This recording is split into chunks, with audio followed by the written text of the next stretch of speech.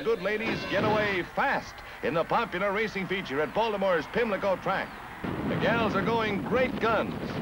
In the backstretch, Mrs. Wantha Davis, the lass from Oklahoma, calls for full speed ahead from her 4-year-old colt. And look at her step out. With ladylike cheers speeding her home, the gal from the oil country comes down the stretch like greased lightning. Or so it must appear to the 5 members of her sex following in her wake. Winning by 12 lengths, Wantha receives a silver plate as her prize and a big, big smile for the birdie.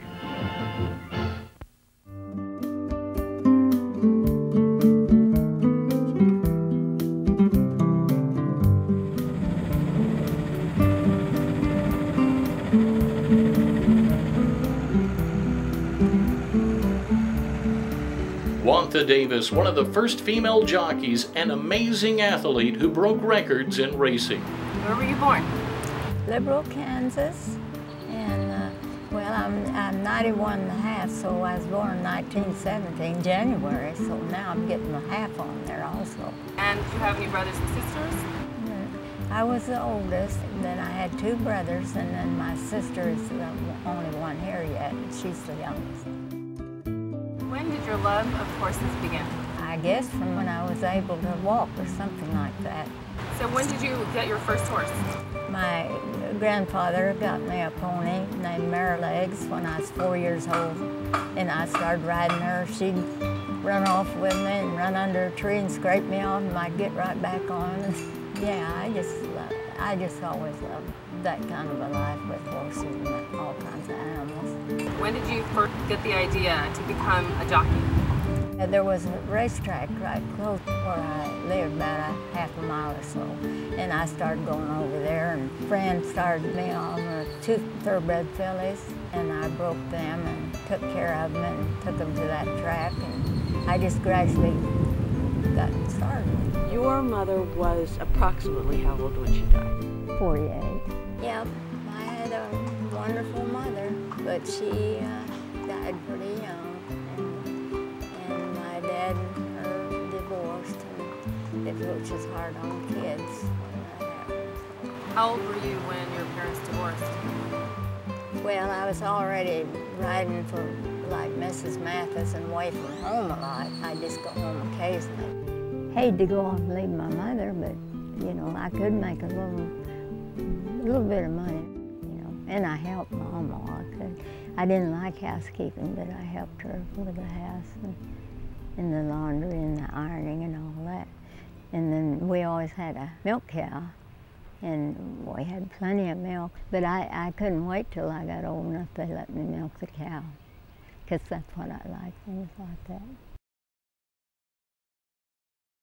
At that time, I lived through the dust storms and the Depression at the same time, and it was about 10 years of that together.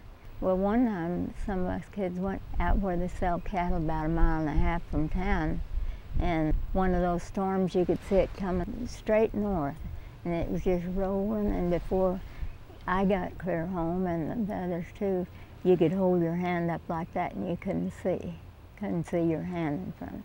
But that was the worst one I was ever in. You just get the house cleaned, it's blowing again, just full of dust. It went everywhere. Anyone doesn't realize what dust storms can do until you live through them.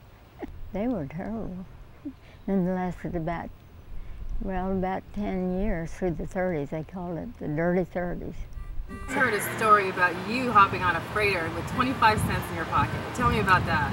Well, back in the Depression times, nobody hardly had any money in their pocket.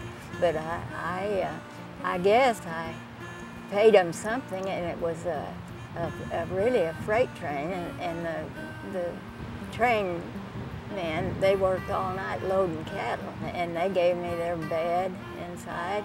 I had a good night that night. I went to sleep. What was it like growing up in the racing world? Well, it was certainly different. I didn't know at the time that it was so different, because we were on the road almost all the time, going from track to track and state to state, all across the United States. Mother, these are some pictures, some old pictures I'd like for you to look at and tell me a little bit about them. That is your daddy, and that's your mom. And how old were you? I think I was right around 22. That's the Lincoln Zephyr. That's what he came to get me in Nebraska. Tell me that story. Well, I was with a lady named Mrs. Mathis. Well, I think we were in Nebraska. He came to get me to ride 3 match races for him. And he was from Oklahoma. Yeah, Chickasha, Oklahoma.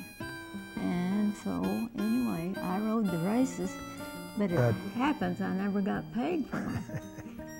Now, this is a publicity shot, probably from, what, Agua Caliente? I think it was. I don't remember where it was, but they were always making some kind of publicity picture where, like I had makeup on, that they had me put that on. That's for publicity. I didn't care about it. But that's the skull cap. See, when they have helmets, which are so much safer. And tell us about your racing silks. These were yours? That was your dad's and mine silks. Because everybody has different silk. You have to change whenever you're riding for somebody else. But so that's ours. This was the Hearts? Mm-hmm. See, I couldn't have a regular license there. And see, it says here, this is the jockey room, and it says no admittance. So that's what the publicity thing. Somewhat symbolic of what women riders were having problems with at the time? Yeah. No admission? Yeah. Yeah, you competed against all the leading male jockeys in the United States at the time and beat them. Quite a bit, yeah. But you had to do it in exhibition races. Yeah. So let's discuss your relationship with other jockeys.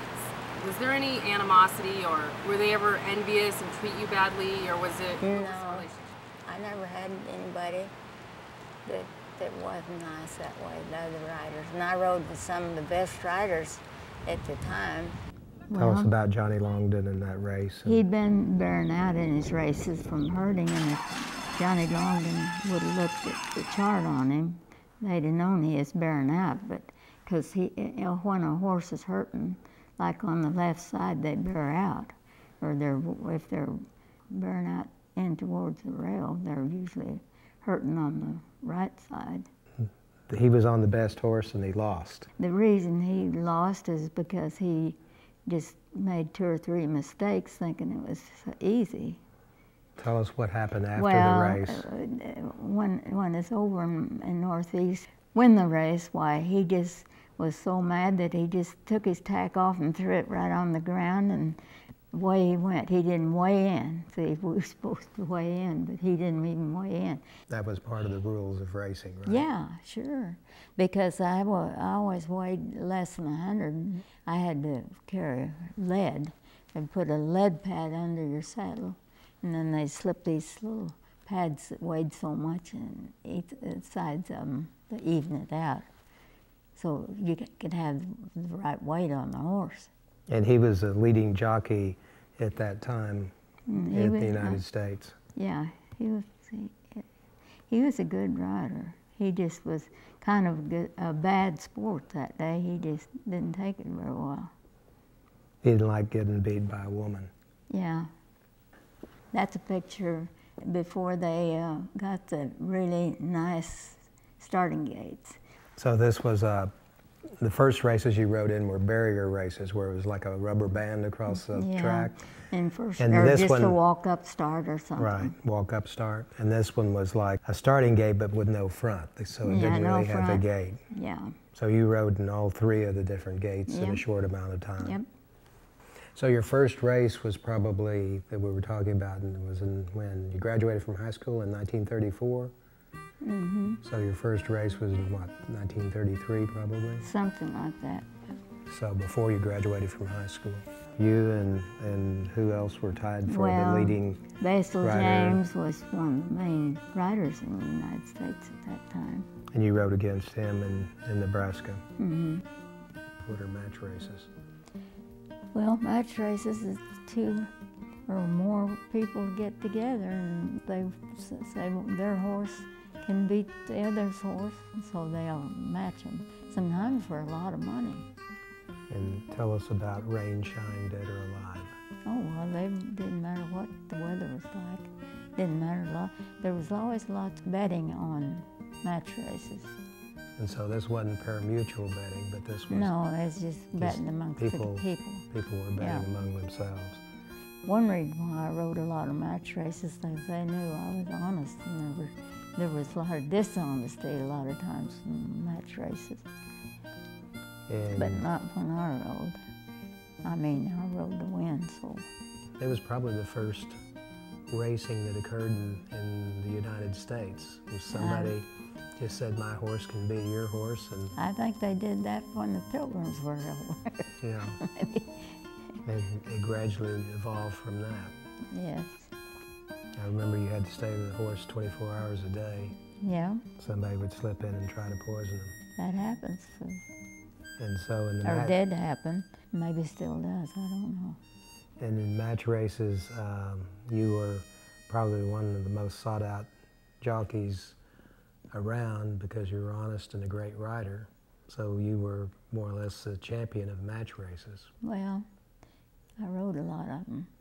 And one time when I first went to California, somebody was wanting a match, I don't remember who, and your dad told me, my wife will ride.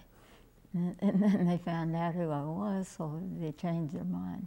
Tell me about the bar thing with your husband when you socked the guy. This big, tall guy just suddenly wanted to start a fight with Lindell, and he hit Lindell, and then so it just, I let him flash. I just was there and socked him, but you know, he's tall. I had to jump up to hit him, but of course it didn't hurt him. But everybody was so shocked about that. But I was always wanting to fight for somebody I loved, or my family, or even, I guess, a little kid that needed help or anything. This was Walter Merrick, and I rode for him every time I was where he was. And he's one of the best horsemen, quarter horse or thoroughbreds. He had both. He and his wife were so nice. And he was famous for helping found the quarter horse. A big part of it, yes. Everybody in the quarter horse industry knows about Walter. And in his book, he has a picture of you riding one of his horses, right? Mm-hmm. And we raced a lot at Cheyenne, Wyoming, too. Well, we broke one time when he got there, and just a little baby. Of course, you had plenty to eat. But we stopped along, got potatoes, and had potato sandwiches. My sister never will forget that, having potato sandwiches. And you had applied for a license to ride at a lot of the major tracks that were turned down. Why were you turned down? They said they didn't have places for girl riders to change colors and all things like that. So I think they just kind of, because I had licensed a lot of places and used a horse trailer with curtains around it and changed real easy. Wasn't any trouble at all. So did you always want to race in the Kentucky Derby? Well, I would have liked to if I'd have had a license to ride there. I've exercised horses there at Churchill Downs.